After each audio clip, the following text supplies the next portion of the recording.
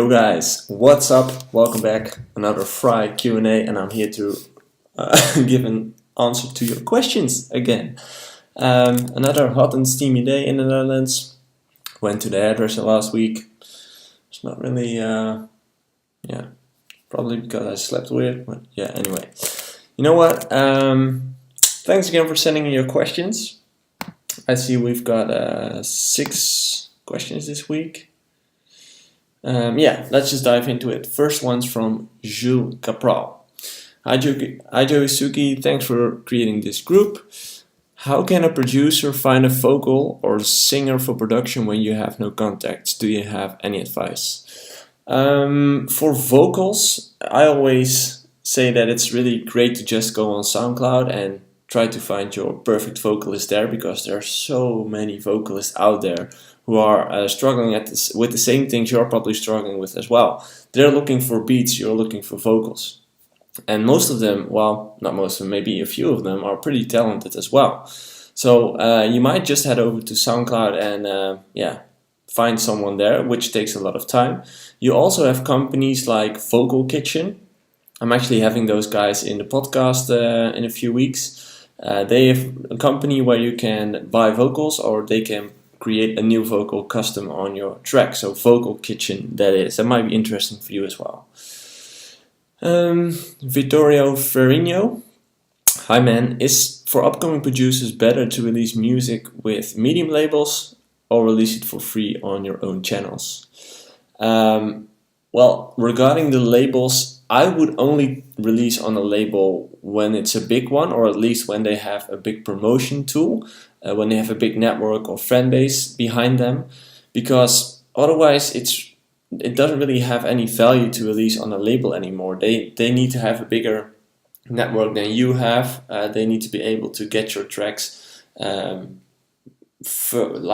they have a bigger reach with more famous DJs, a bigger promo list actually.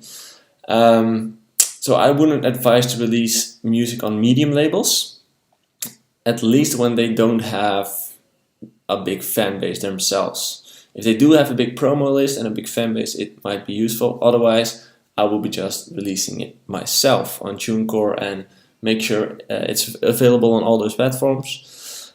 But you just give it away for free. George Jensen. Hi Joey, in your opinion, what's the main difference between a professional sounding track and a non-professional one? Thank you. The main difference between a professional sounding track and a non-professional one. That's a tough one. It's just something you can hear, but overall, most of the time, where you can really hear the difference is the mixing and the mastering. Sound-wise, it's not really that hard to find decent samples anymore, to find decent synthesizers which has decent sounds in it. That's not the hardest part anymore, because most of those plugins and sample banks are already at a pretty decent level.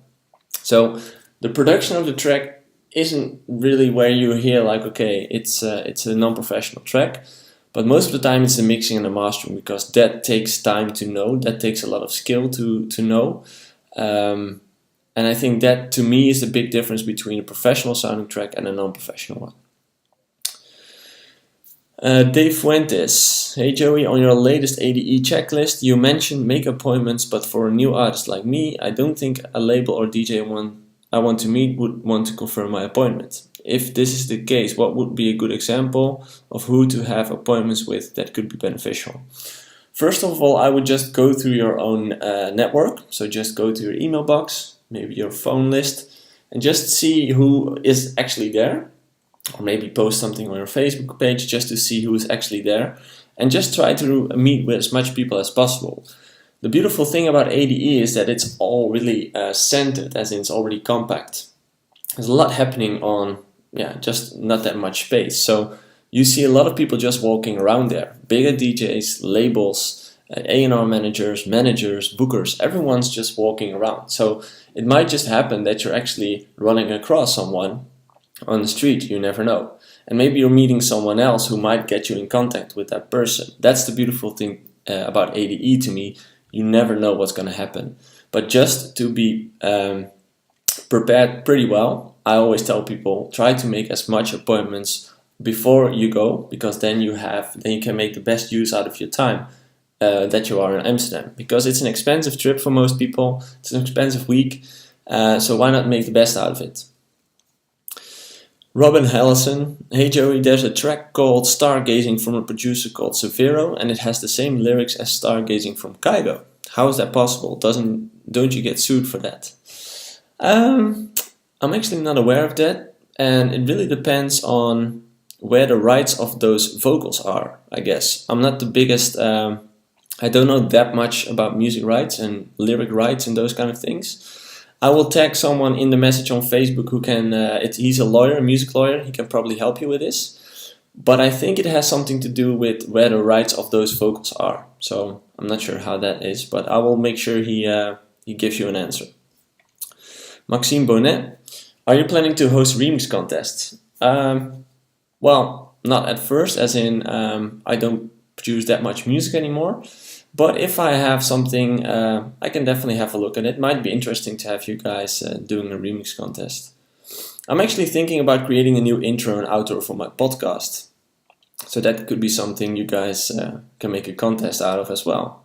I'm just gonna have to think about it. Maybe I'll create it myself, but might be interesting. Okay guys, thanks for sending me your questions again into the Artist Coaching Facebook community. I noticed that the community group grew over 600 people this week.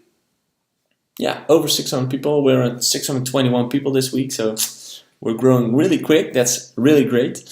Aside from that, I wanted to tell you a bit more about the company. A few weeks ago, a new coach was added to the roster of the Artist Coaching company, which was Tim from Firebeats. For those who didn't notice, Tim from Firebeats is also coaching for my company right now. And I'm really excited to tell you that I added someone else this week, which is Ralph from Bassjackers. So I'm really excited to have him on board as well, because he's a production genius. He knows a lot of stuff about music production, and he's a really great guy. So yeah, if you're wondering who he is or what he has done, just head over to my website and find more information about him. He's a great guy. And aside from that, that's it. It's Friday again. I hope you guys have a great weekend full of gigs. And I'll see you guys next week with your questions in the Artist Coaching community.